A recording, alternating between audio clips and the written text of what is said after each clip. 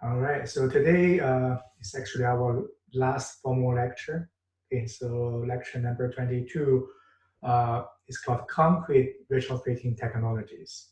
Okay, this class is probably is one of the most practical class in CE688.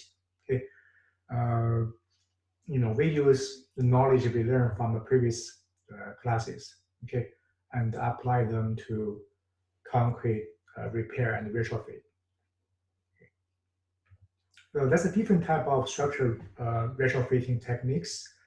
We're gonna focus on the first one in this uh, lecture, which is surface repair of concrete. For example, repair of spalling due to corrosion or delamination. We're gonna talk about how we select the materials and how we prepare the surface and how we place the repaired materials. Okay. So another two types is strengthening and stabilization, like how we increase the capacity of beams and columns, and also stabilize the connections. The second one is not covered in this class. Okay, so we only deal with the surface repair using cementitious materials. The third one is protection from corrosion, freeze-thaw, using coatings or impregnation. Uh, it's not a focus in this lecture, but we'll touch a little bit about the third point. Okay.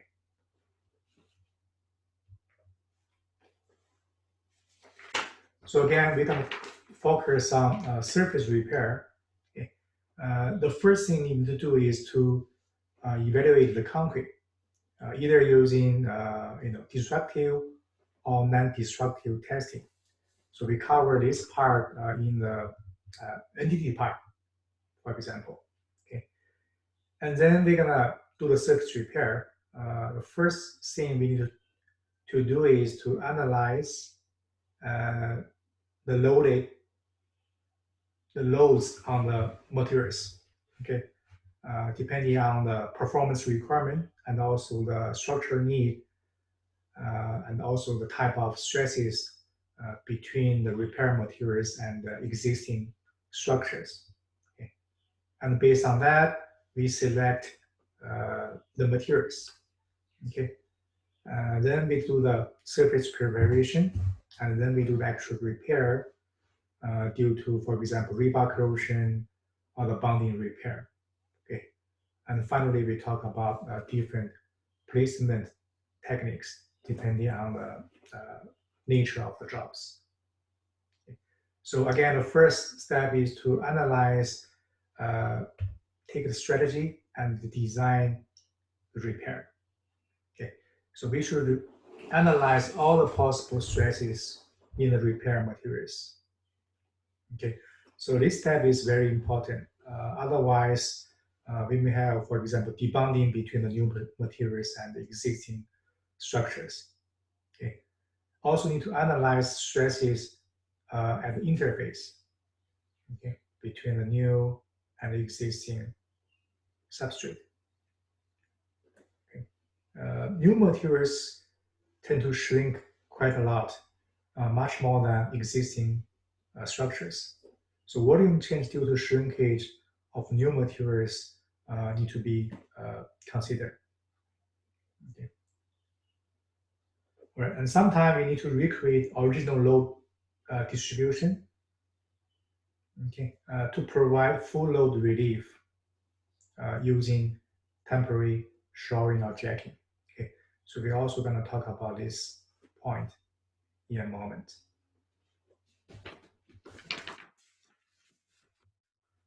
So look at this figure. Okay, here shows all type of load, including the live load, okay, moving load, temperature change, the thermal loading, okay, or load due to shrinkage, moisture loading, okay, impact, internal load, okay, and again the shrinkage loading on the on a step. Okay. So all these load need to be considered for the repair materials. Okay. So again, including all internal structure forces, external static loads, okay, moving load, load due to volume change from temperature or from moisture, and so on. Okay.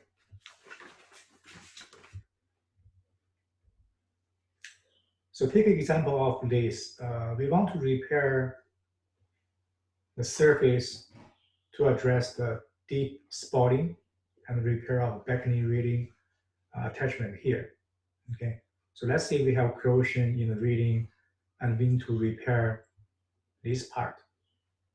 Okay, we need to consider all type of load the repair need to carry.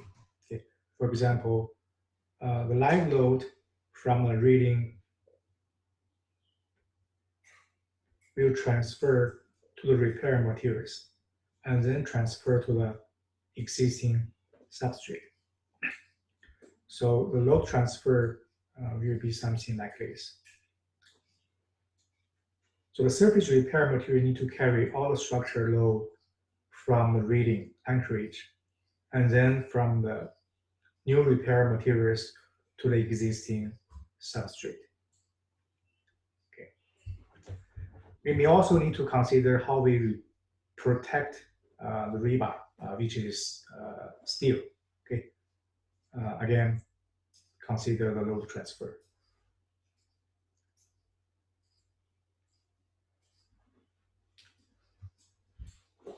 Here shows another example of the challenging of placing load into the repairs. So let's say we have a column. So this is the column we need to repair. And the rebar is corroded and we need to repair the corrosion and put a new patching here. All right. So if say we just take out this part, right, and as a result, the remaining part will take much higher stress before we take in the repair part. So the higher stress concentration in the areas where loads are not redistributed to the repair.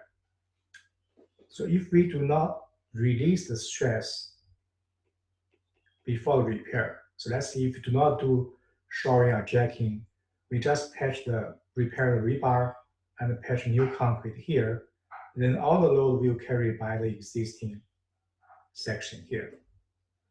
And actually, the new concrete will not take any load.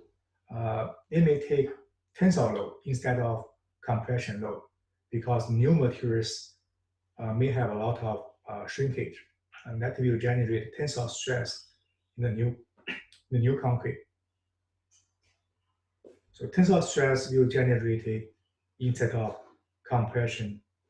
Okay, and the shrinkage will reduce the load on the new materials. So before we do the repair, we need to do the shoring or jacking to release the existing load. We're going to talk about that.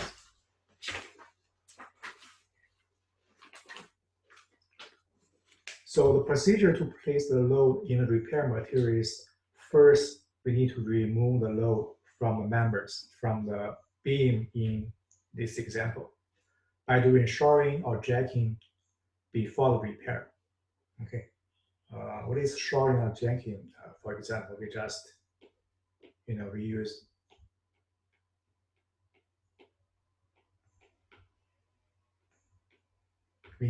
we use jacks to release the load on the column completely before we apply the new materials. Okay. All right, and then we use low shrinkage, low creep materials. Okay, so low shrinkage ensure there will be very little tensile stress for the new materials. If there's too much dry shrinkage, we're going to generate a lot of tensile stress in the materials. And also low creep is important, which will ensure under sustained load, new materials will not creep. Okay. And also the E value of the new and existing material should be similar.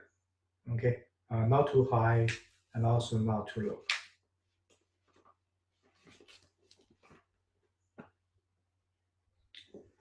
So the ideal repair material should, first of all, fill the repair cavities completely and do not shrink.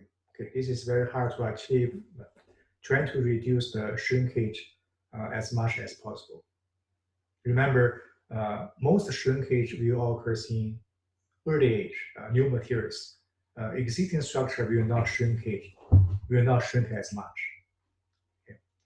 So new materials will behave same way as the substrate, same E value, and so on. Okay. When substrates will load, so same creep.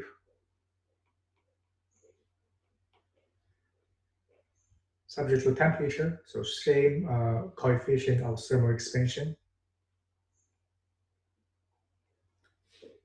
And also due to moisture change. So find the ideal materials is not likely, but we try to select available materials based on the requirement. So that's the job of compromise. Okay.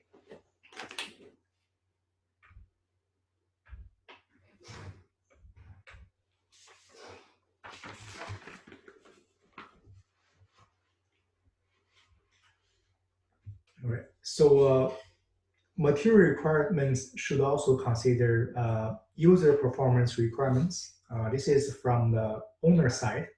Okay. Hold on a second. Let me close the door. Sorry.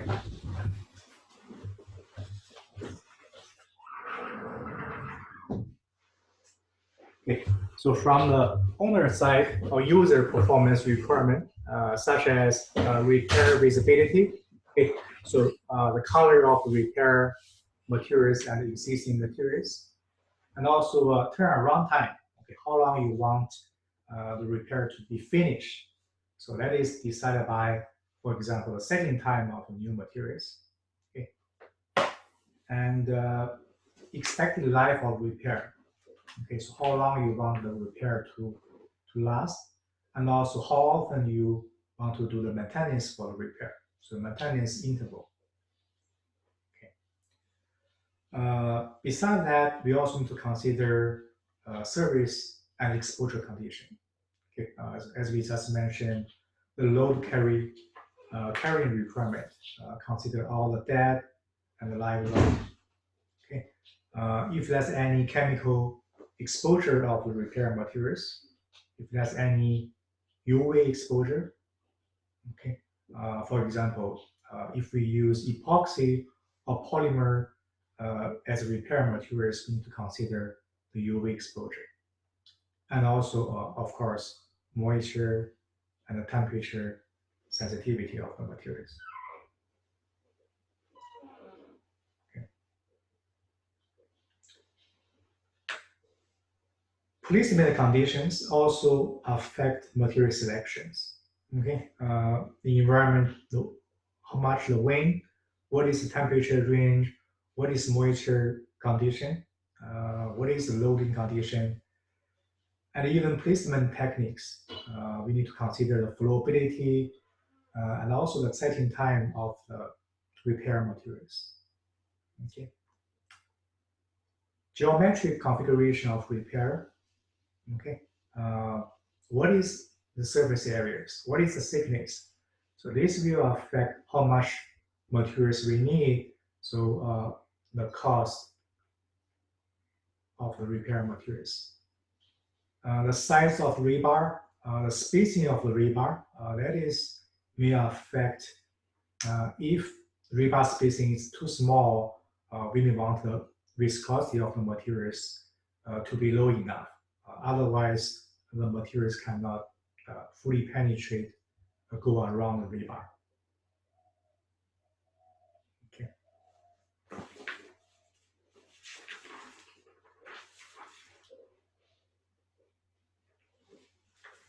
All right. So the book The name of the book is in the first slides of this lecture. This is one of the table from the book showing us here is the load carrying properties. Okay, for example, what is performance requirement? Okay, what property of the repair materials we should look at? Okay, and what will happen if the raw materials is selected? For example, if the bonding of the new and the substrate is desirable, is critical, we need to look for materials with low tensile bond and low internal stress. If a bad material is selected, we may lose the bond between the new and existing materials, and we may have delamination or even detachment of the repair from the substrate. Okay. The next one, if load carrying as intended by the engineer, the modulus of elasticity of the new and the substrate should be similar. Okay, so otherwise the load distribution will be different. Okay, and we should avoid too high or too low E value for the new materials. Okay, if the creep is too high, new materials will reduce the dimension. As a result, existing materials will carry more load over the time. Okay, so we want low compression creep for the repair materials. Okay, and we talked about this case already. So if we want the new repair materials to have low drain shrinkage, otherwise it will take maybe tensile load instead of compression load for this reparation of colors.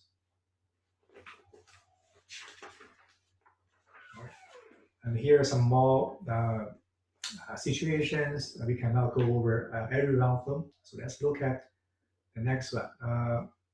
If temperature change is high, we want thermal coefficient of the new and the existing materials to be the same, as close as possible. So otherwise, we may have a shrinkage stress developed in the new or existing materials. Okay, and so on. If temperature change in repair materials during placement is a concern, we want repair materials to have low exothermal properties, okay, to generate less amount of heat, okay, and so on. You can just read from there. All right, and here, requirement for density, tensile strength, and compressive strength, depending on the performance requirement. Okay, and what would happen if the raw materials is selected?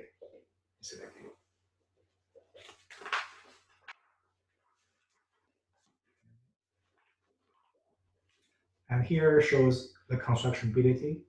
Okay, so we if the turnaround time is a concern, we may want the material to have a rapid strength gain, okay, or lower setting time. We use rapid set cementitious materials or rapid set polymer materials to repair. Okay, so if high flowability is desirable, we want the concrete need to have high slump or smaller size L gate, okay, a round shape of L gate to make the flowability higher. Okay, if we want to do the overhead repair, we want repair materials to be very sticky or no sag. Okay, so we want high cohesion, high grade, high viscosity for the new materials. Okay. All right. Okay. And we want new materials to have low shrinkage, low thermal exthermal, generate less amount of heat, so the temperature change will be less. So we have less volume change so we're gonna have less crack. Okay.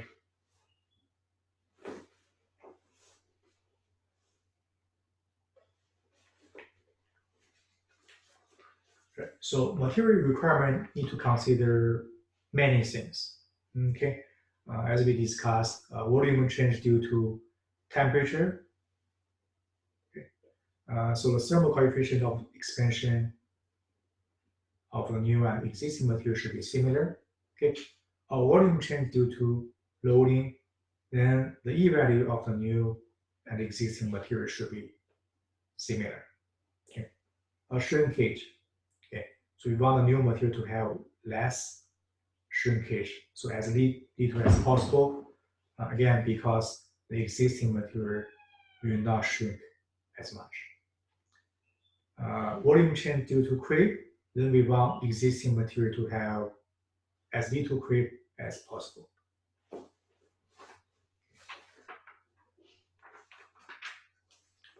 So all repair materials requirement need to be considered, and here shows all available materials. Okay, most of them are cementitious based. For example, potassium mortar, concrete. Okay, so silica fuel modified potassium and concrete, or latex modified concrete, or PMA, or polymer modified cementitious materials. Okay, so we discuss all these materials. So this is magnesium phosphate cement concrete, that is not potassium cement concrete, but a special type of concrete has a very short setting time. Okay, special application, for example, pre-placed aggregate concrete, okay? Epoxy mortar, MMA concrete. This is also belong to polymer concrete, and also shotcrete. Okay, so as you can see, most of the materials we have discussed before, ingredient. So what is the abandoned materials? Cement, okay, or epoxy, or different type of resin. What type of admixtures is added? Okay, and what are the application requirements? So depending on the type of materials, we could have limitation on the thickness of repair. And here shows the limitation on thickness, and what are the installation temperature for different materials. Okay, and how long we need to cure these materials. Okay, so as you can see, this is a very useful table for us to select the materials depending on the job. Okay, so here is more continuation of the previous table. The same materials as we discussed, but here is the other performance, such as drain shrinkage. Okay, so for example, potassium and concrete has lower shrinkage compared to mortar. Why? Because concrete has more aggregate than mortar, and aggregate does not shrink, right? Okay. And also, what about coefficient of thermal expansion? Okay, and how the strengths will develop over time. What are the typical E value? Okay, so what are the typical permeability and free sol resistance? Okay, non-sag quality means viscosity of the materials. For overhead repair, you want high viscosity or non-sag quality. So that's when you repair the materials will not, fall off. And here is exothermal properties, how much heat the material will generate. Okay, for example, magnesium phosphate phosphate cement will generate a lot of heat because setting time is very short. Okay, and so does epoxy mortar and MMA concrete. All right, so these are how we select the materials depending on the performance requirement, the loading, and also depending on the materials. So let's say we select the materials for the repair. So the next step is to prepare the surface before I apply the materials. So the general procedure is to first we use visual inspection or we use NDT to locate the areas need to be repaired. Okay. Then we need to repair the bad materials, repair deteriorated concrete using different methods depending on the job. Okay, we're gonna touch that in a moment. And then we need to prepare the boundary of the repair. Okay, the boundary need to be as simple as possible. Okay, to reduce the stress concentration, and then need to clean the surface of the exposed rebar, if there's any, and the concrete. Okay, to ensure good bonding between the new and existing materials. Okay. So here shows we have corroded reinforcement, right? And how we gonna repair this? Okay. Right, we need to first of all chip around all the concrete, the bad concrete around corroded rebar, and also clean the rust.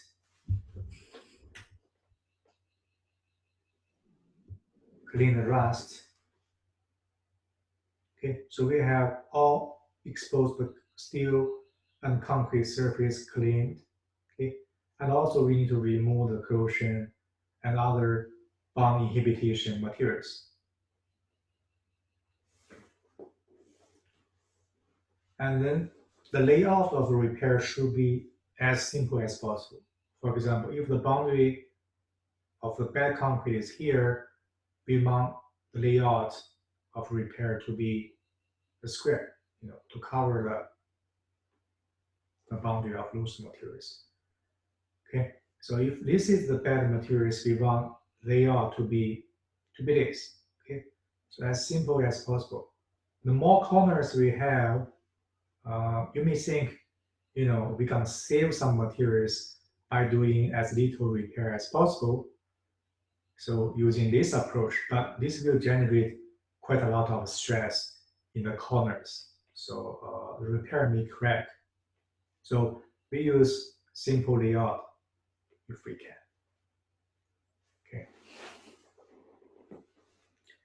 Okay. It is also easier to apply the repair, okay, and less stress concentration. Okay, so even though we may use a little bit more materials, but the result will be much better.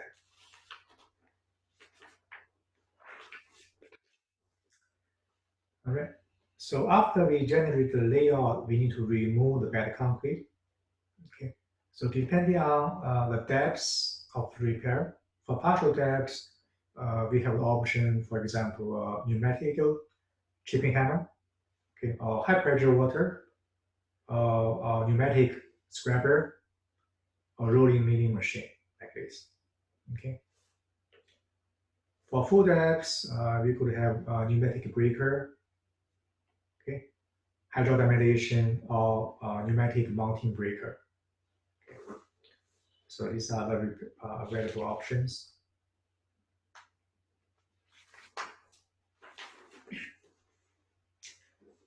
And next, let's talk about how to repair reinforcing steel. Okay. First of all, we need to remove the concrete around the full circumstances of the rebar. So as we discussed in the moment here. Okay. So remove all the concrete around the rebar. Okay. And also remove the rust to ensure good bonding. Okay. If the rebar is damaged quite a lot, we may cut off the damaged rebar and apply the new rebar and connect the new rebar and the existing rebar together. By doing that, we may release the load on the rebar. So if that's the case, we need to, doing the shoring or release the stress of rebar to do that. Okay, so anyhow, we may replace some of the damaged rebar if the cross section of the rebar is corroded too much. If special coating is needed, we may apply special treatment either on the rebar itself or on the concrete around the rebar. And here shows the protection method for the rebar. Okay. We could use epoxy coating or insulation around the rebar. But if we do that, we need to make sure the full length of the rebar need to be fully covered. Okay, it is not easy to achieve. Okay, otherwise, if we expose some of the rebar to the concrete, that part may get damaged, and that part will serve as anode. Okay, so remember, if we use epoxy coating, we need to have fully coating around all the rebar. Okay. Another way is to do cathodic protection. Okay, we could either do sacrifice anode.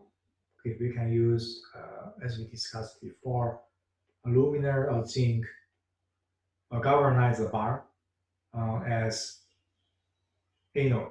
So we call that cathodic protection or sacrificial anode. Or we could use impressed current. Okay, either use battery or electrical source to send current to reverse the corrosion current flow.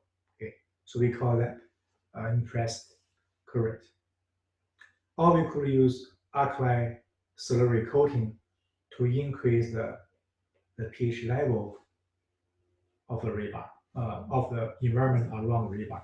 Because if we increase the pH level, we're going to generate the coating, the protective film on the surface of rebar, as we discussed before. So steel protection options, we could use alkali protection by using alkali cement around rebar, okay. Or alkali slurry coating. Or we could use cathodic protection by using, apply the zinc coat. Okay, the zinc will sacrifice itself and the steel will be protected. Okay, or we do the galvanize, very thin zinc layers on the surface. So this is also belong to cathodic protection. Or we could use impressed current method. Okay. All right. If we use insulation using epoxy, remember we need to cover the full length of rebar. Even doing so, this method may not be very good because the epoxy coating could be damaged due to loading, for example. If we have damaged epoxy, the corrosion may start again. Okay.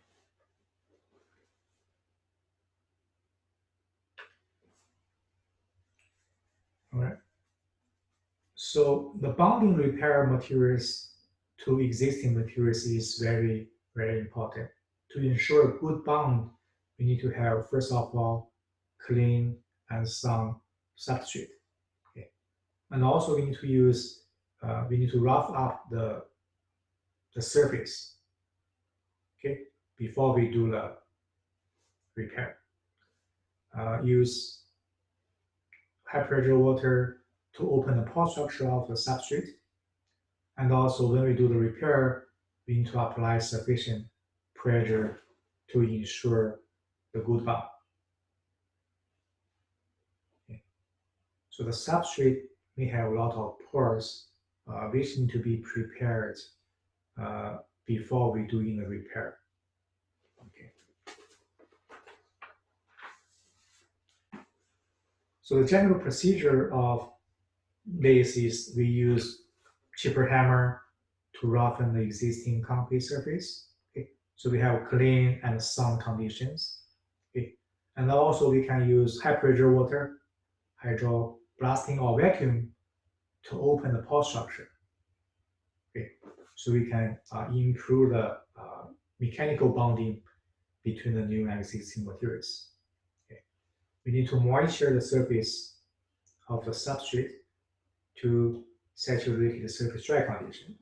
Okay. Otherwise, the substrate will absorb more moisture if it's too dry, or give up too much moisture to the new materials if it's too wet. Okay.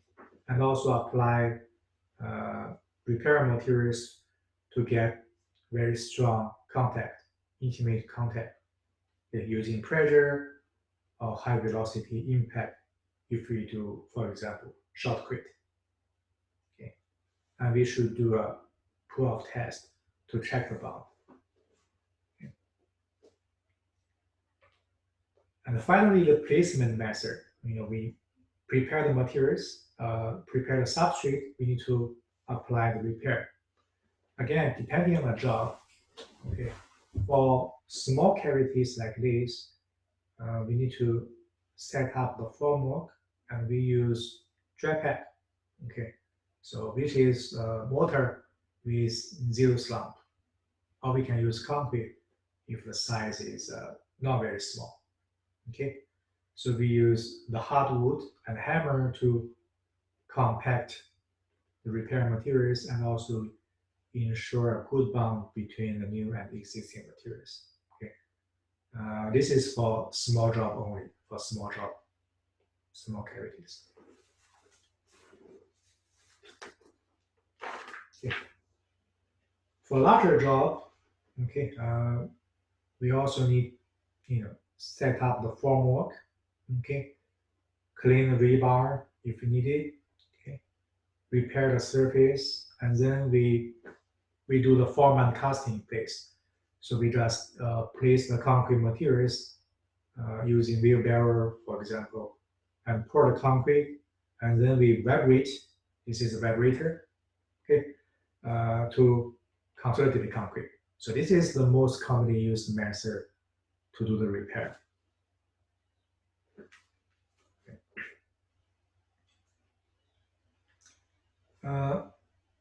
Form and pump. So we use pressure to consolidate the materials. This is a relatively new repair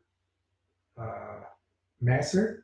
Okay, so the formwork need to confine the repair cavity completely. Okay, and then the repair material is pumped into the cavities. So we need to seal the formwork very well. Okay, and then we use pressure to consolidate the materials. Okay, so if the formwork is not sealed well, we're gonna have a leakage. So seal the form. Seal the form is very important.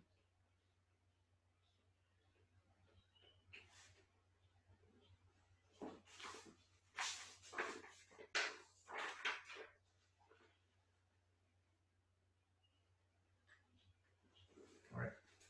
So here's another method called grotted pre-placed aggregate. So which means we set up the formwork first, and then we apply the aggregate.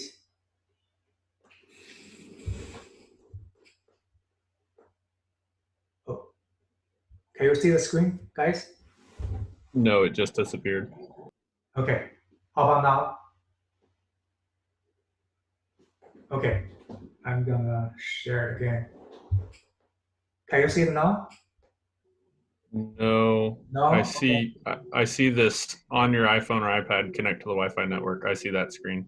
Okay. All right.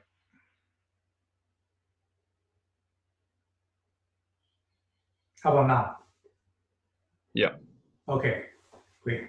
So this grotted pre-placed concrete, again, we set up formwork and we place the aggregate first, and then we pump the grot, Okay, which means we only have cement, water, and sometimes sand into the cavities. Okay, by doing this way, we can put more aggregate into the repair, so we can reduce the shrinkage. The reason is because, again, only cement paste will shrink. Aggregate will not shrink. If we can put more aggregate here, we can reduce the shrinkage. So if low dry shrinkage is desirable, we may consider using this method.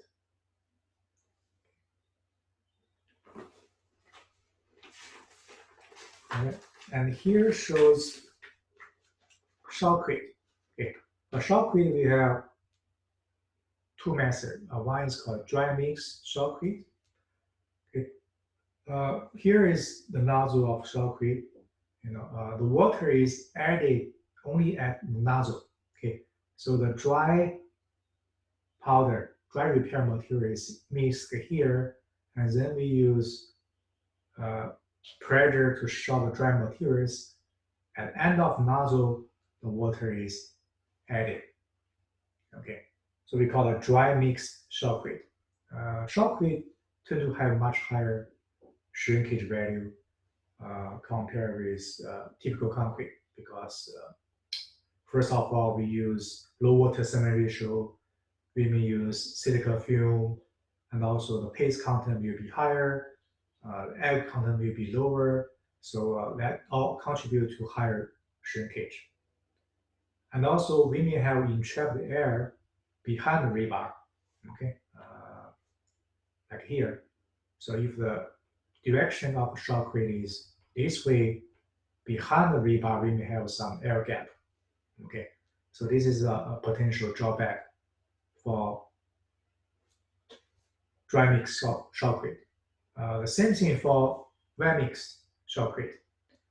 For wet mix shotcrete, the water and the dry powder is mixed here, and then the wet concrete is pumped through the nozzle into the surface. Okay. Again, we may have entrapped air behind the rebar, okay, due to rebounding of the materials, and also the shrinkage tends to be higher for the reasons we just mentioned. Okay. For shotcrete, remember we do not need formwork, so application of shotcrete is very fast. But the drawback is this, okay, and also shrinkage could be higher. For large job, we may need to do full depth repair. Okay, after repair, we set up a formwork. We do the preparation of the concrete. We pour the concrete, use wheelbarrow, or pump the concrete, and then we need to consolidate the concrete use vibrator. Okay, so this is also a very, very common method to do the repair. For large, extensive damage, remember to use low shrinkage concrete to reduce the shrinkage cracking.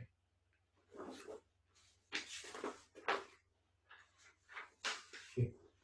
For surface repair or overlay, for example, to repair the surface of bridge or parking deck, okay, we could use strong and expensive materials such as latex modified concrete or polymer concrete, sometimes normal concrete, which is cheaper, can also be used. Okay, so latex modified concrete and polymer concrete is much stronger compared with normal concrete, and also much more expensive. Okay, they will increase the concrete durability, also increase abrasion resistance.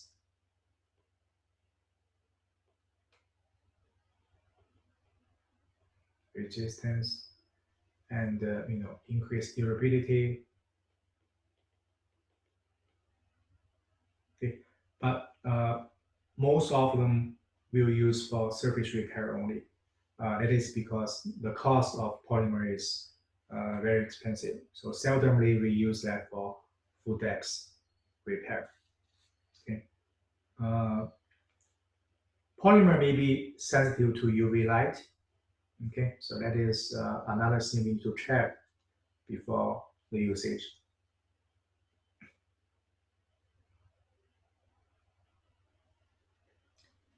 And for basic and small job, we could use the hand up light. Okay, for this overhead repair, we should use non-stack materials. Okay, we could do that for vertical or even overhead locations. Professor, we lost Yes? the screening just now. Oh.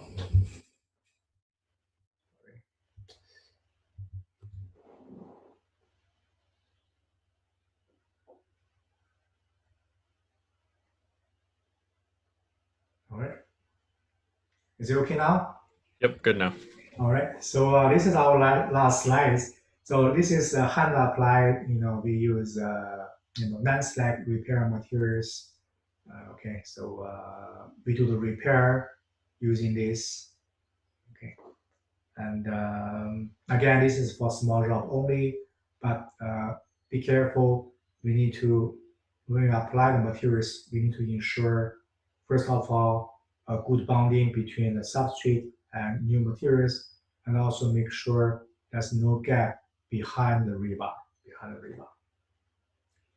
Okay, so could cause poor bonding or voids behind the rebar. Okay, and that's the end for the last lecture.